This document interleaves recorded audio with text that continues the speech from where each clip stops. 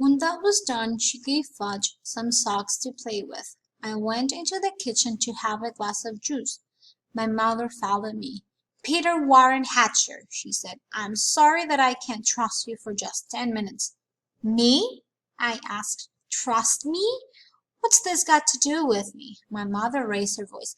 "I left your brother with you for 10 minutes, and just look at what happened. I'm disgusted with you." "It was Sheila's fault," I said.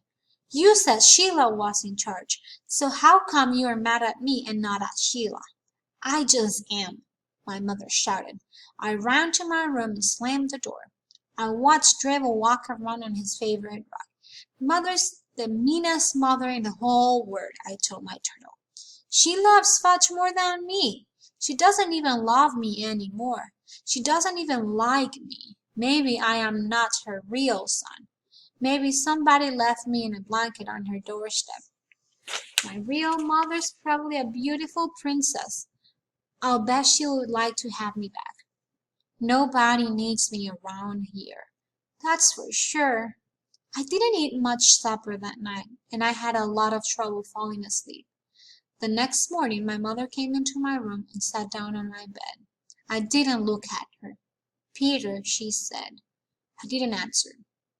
"Peter, I said some things yesterday that I didn't really mean." I looked at her. "Honest?" I asked. "Yes. You see, I was very upset over Fudge's accident, and I had to blame somebody, so I picked on you." "Yes," I said. "You sure did. It wasn't your fault, though. I know that. It was an accident. It could have happened even if I had been in the playground myself." "He wanted to fly," I said. "He thought he was a bird. I don't think he'll try to fly again," my mother said.